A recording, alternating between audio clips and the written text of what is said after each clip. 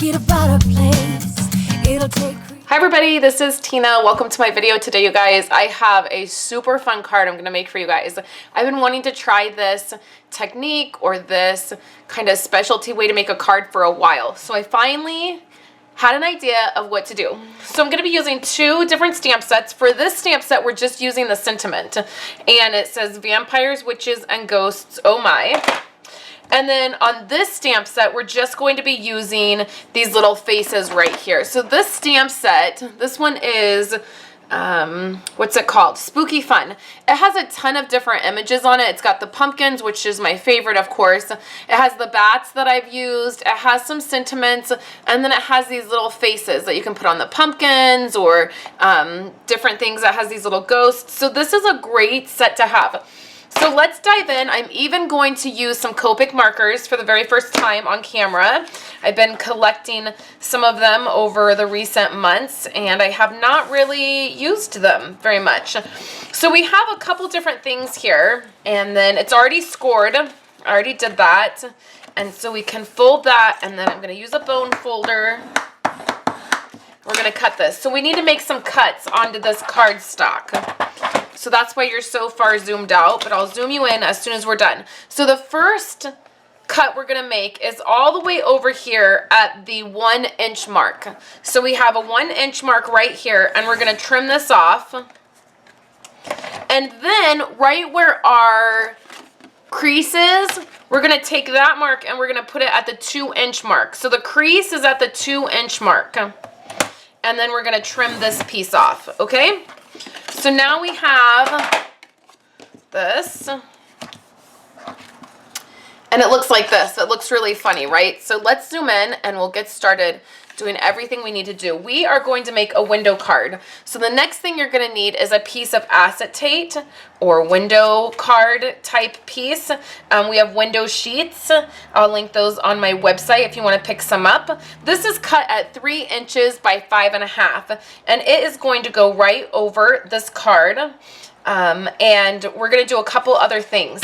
So I have some designer. This is some designer series paper. It's the Halloween themed paper in the holiday catalog.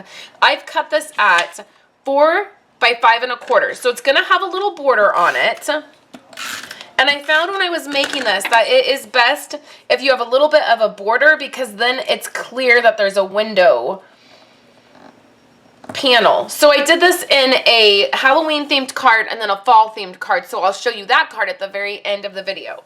So we have this in here now.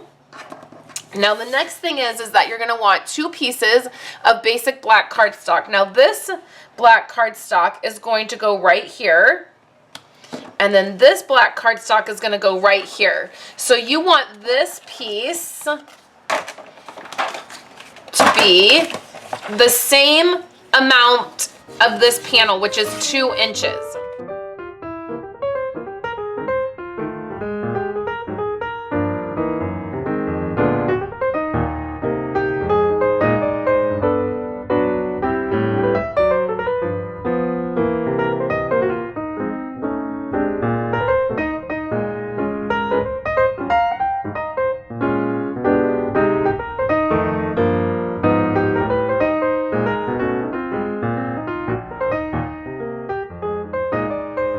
So here's that piece right here. We'll let that cool down while we work on our window piece here. So what we're gonna do for this window piece is the first thing we're just gonna put a line of adhesive down right on the edge there, okay? We'll fold our card so it's like this, so it's shut. And then we're gonna line this window piece up with the edge of our card over here. I want it to go all the way to the end of my card. And then we'll lay this down, okay? We're gonna put that black piece right over this so it'll have a little bit more adhesive on it.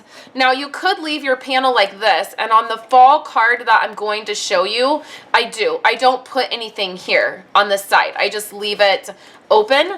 But for this card, we're gonna take that 1 inch piece that we cut off and we're going to line it up right at the edge of our window piece. And this cardstock was cut with that old blade. Okay, now our piece should be cooled, and I'm just running my hand over where I put that powder bag because it leaves a little bit of a white residue, and I just want to, the moisture and oils from my hand will remove that. So we can open this up on camera here, and we're going to place this piece right over that white piece. So then it creates this really cool panel. So you see that? So now we have to do a few other things. So right here is the paisley framelets. I love these framelets. I was so excited to get them. But I saw, this was not my original idea. I just want to preference that by saying I am not this creative. That if you cut these two, this one right here and this one right here, you can make them look like ghosts.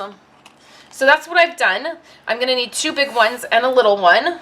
And we're going to do some Copic coloring on these. I wanted some shading, and I'm very brand new to Copic coloring.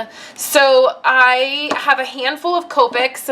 I really have just gotten leftover Copics from a friend of mine who, Wendy Cranford, who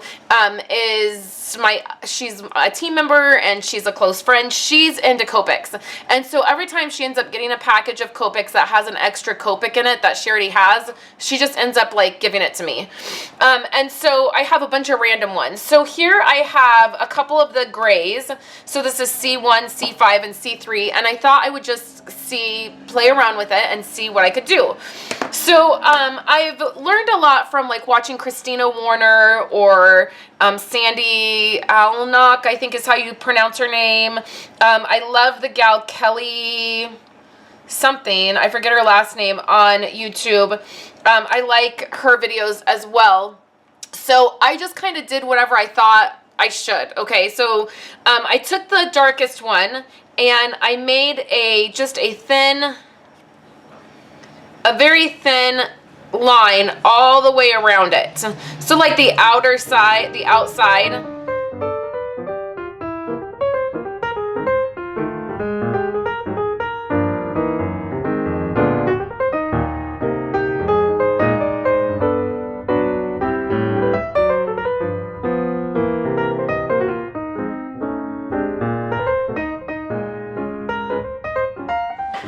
Okay, so you can see that I have just a thin line around all of them. So I'm going to put them down here because then I'm going to be doing some coloring or some shading. So that was the darkest one, C5. So then I took C3 and I did the same thing, but I just allowed that ink to be a little bit more on the surface of the die cut, not so much just on the edge. And you can see, like, I'm not being terribly careful. I really was just kind of playing around with these for the first time, and I knew I really just wanted to, you know, try to blend this out, layer some color on here. If I would have had a lighter shade than the C5, maybe I would have used it. Like the C3 probably could have been the darkest shade, but I just didn't have anything else. This is the grays I have.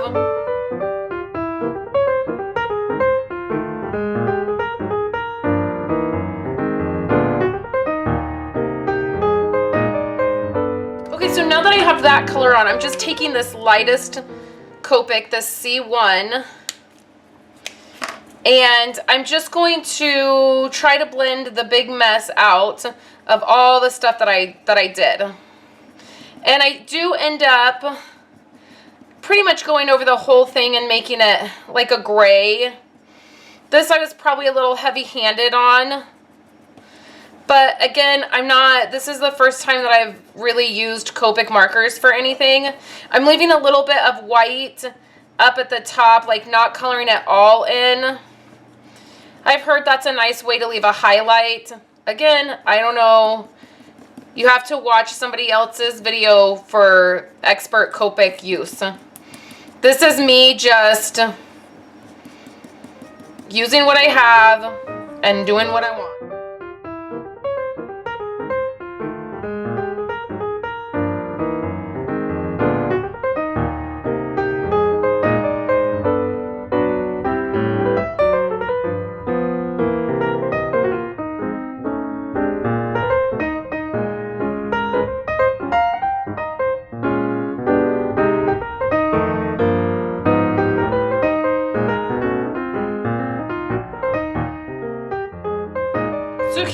little ghosts. Again, I was probably heavy-handed with the markers.